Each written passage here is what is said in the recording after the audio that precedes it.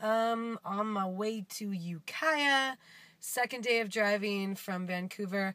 I wasn't able to do video journal for a little while because my fucking power cord for my computer died, and it's boring. Point is, I've had a lot of adventures since day one, and now day 4 or something like that. Body storytelling in Seattle was a blast as usual, and Savage Lovecast was incredible. Hanging out with Dan Savage and Lori Brado in Vancouver was it was such a pleasure.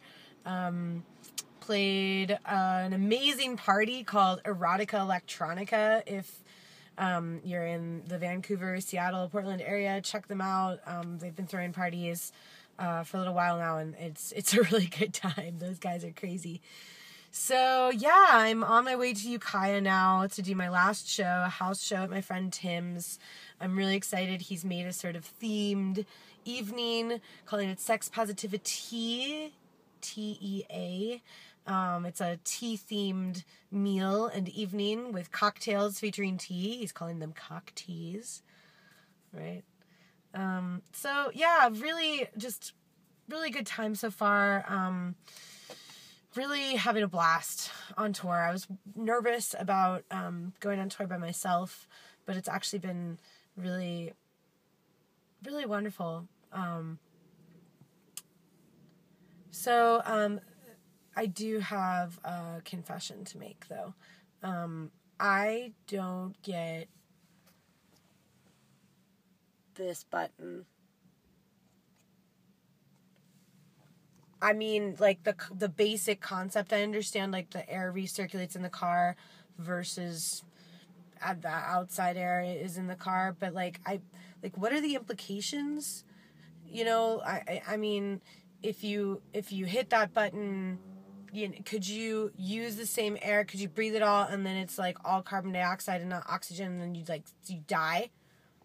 Or, like, are you only supposed to turn it on when there's a bad smell outside or exhaust, so that you don't breathe in that? Because that doesn't seem to work. Like, when there's, like, an industrial farm and there's manure and I turn that button on, like, I still smell it. How does it interact with the AC button and I just, like, I know that I should know this by now. I know that I should know, like, the proper time to hit that button. And I don't get it. All right, that's all for now. Yo, it's me. I'm so tired.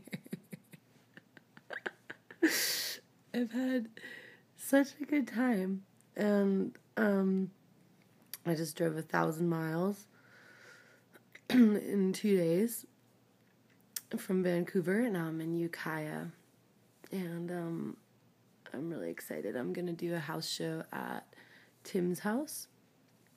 My good friend Tim, who I met at Burning Man, and he's made this whole Sex PositiviTour, TEA, themed dinner, and I'm really excited about it. He's got a cocktail with tea involved, and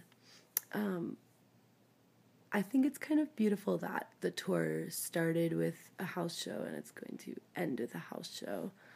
The house shows are really, they're like the food that fuels this journey. It's that really direct, intimate connection with people that I care about, and it feels like a really nice reward for all the work I've put into this tour to get to have this lovely dinner and play this house show in this lovely house. I'm so tired. So I'm kind of in bed, sort of. Yay! Hey, we made it work. We did. All right. And we also made Sex PositiviTour work. We did. There was a lot of really joyful people. It was really lovely. Yeah. It was nice having the storytelling beforehand. Everyone telling their sex positive, body positive stories really helped break the ice before I started singing about cocks and pussies and buttholes. Yeah, no, and it was nice to have the level of intimacy set right away, mm-hmm. and vulnerability, that then made them more open to the humor. I mean, I was worried a little bit to me.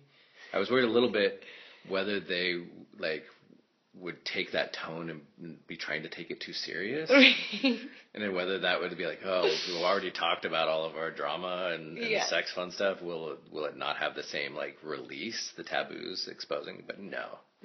Entirely. More so. Yeah? Yeah, and I think that there's a real connection between like that sort of vulnerability and humor. Yeah.